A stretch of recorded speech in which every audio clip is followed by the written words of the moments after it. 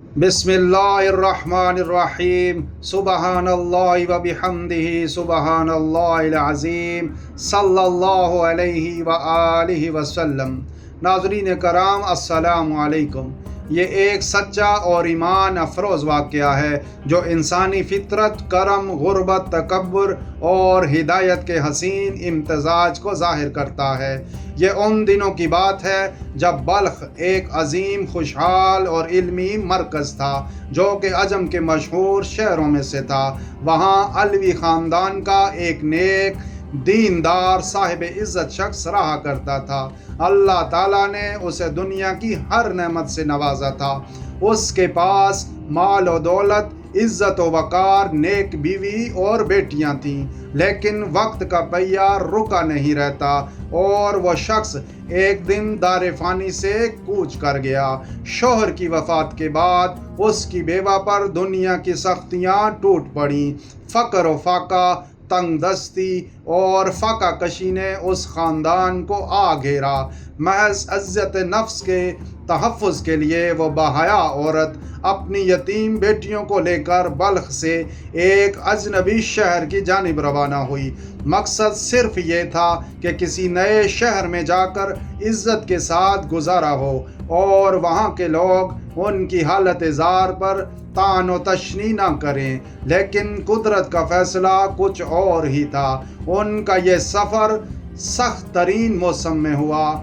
شدید سردی کا عالم تھا۔ جب وہ نئے شہر میں داخل ہوئیں تو عورت نے اپنی بیٹیوں کو ایک ویران، غیر آباد مسجد میں بٹھا دیا اور خود شہر میں کچھ کھانے پینے کا بندوبست کرنے نکل پڑی۔ سب سے پہلے وہ شہر کے شیخ البلد یعنی حاکم شہر، جو مسلمان اور اہل دین مانا جاتا تھا، کے پاس گئی۔ اس کے گرد کچھ لوگ بیٹھے ہوئے تھے۔ اس نے اسے نہایت ادب سے سلام کیا اور اپنا حال سنایا۔ میں علوی خاندان کی عورت ہوں، شوہر فوت ہو چکا، بچیاں یتیم ہیں، مسجد میں بیٹھی ہیں، آج کی رات کے کھانے کا سوال ہے۔ شیخ البلد نے اسے ٹٹولتی نگاہوں سے دیکھا اور کہا، کوئی گواہ لاؤ کہ تم واقعی علوی خاندان سے ہو۔ عورت نے انتہائی عاجزی سے جواب دیا، میں اس شہر میں اجنبی ہوں، مجھے کوئی نہیں جانتا۔ شیخ البلد نے رخ پھیر لیا، اس کا دل نرم نہ ہوا۔ بیوہ عورت انتہائی افسردہ اور شرمندہ ہو کر واپس چل پڑی۔ اب وہ ایک دوسرے گروہ کے پاس پہنچی جو ایک مجوسی، آتش پرست تاجر کے گرد بیٹھا تھا۔ اس سے بھی اپنی فریاد سنائی، اپنا حال کہا اور بتایا کہ شیخ البلد نے کیا سلوک کیا۔ یہ سن کر مجوسی کا دل کانپ گیا۔ وہ فوراً کھڑا ہوا اور اپنی بیویوں کو حکم دیا کہ اس باحیا عورت اور اس کی بیٹیوں کو میرے گھر لے آؤ۔ جب عورت اور بچیاں اس کے گھر پہنچیں تو اس نے نہایت عزت و احترام سے ان کی مہمان نوازی کی، بہترین کھانے کھلائے، گرم کپڑے پہنائے، آرام دہ بستر دیے۔ بچیاں جو کانپ رہی تھیں کچھ دیر بعد مطمئن ہو گئیں۔ اسی رات شیخ البلد نے ایک حیرت انگیز خواب دیکھا۔ اس نے قیامت کا منظر دیکھا۔ نبی کریم صلی اللہ علیہ وآلہ وسلم کے سر اقدس پر جھنڈا ہے۔ ان کے قریب ایک عظیم الشان محل ہے، سبز یاقوت کا، جس کے کنارے بھی یاقوت کے ہیں اور مرجان اس میں جڑے ہوئے ہیں۔ شیخ البلد عرض کرتا ہے، یا رسول اللہ، یہ محل کس کا ہے؟ آپ صلی اللہ علیہ وآلہ وسلم نے فرمایا، یہ ایک مسلمان کے لیے ہے۔ شیخ البلد نے خوشی سے کہا، یا رسول اللہ، میں بھی مسلمان ہوں۔ نبی کریم نے فرمایا، تو پھر میرے پاس گواہ لا کہ واقعی تو مسلمان ہے۔ یہ سن کر شیخ البلد گھبرا گیا۔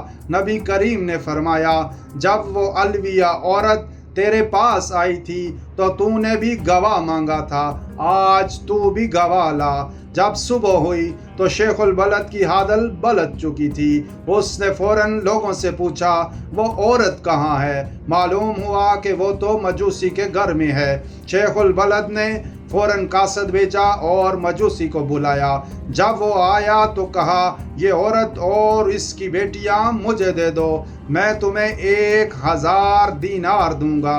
مجوسی نے سن کر کہا یہ کام میرے لیے مشکل ہے، میں انہیں واپس نہیں کروں گا۔ شیخ البلد حیران ہوا۔ مجوسی نے کہا قسم خدا کی، میرے لیے اس رات بہت کچھ بدل گیا، میں نے بھی وہی خواب دیکھا۔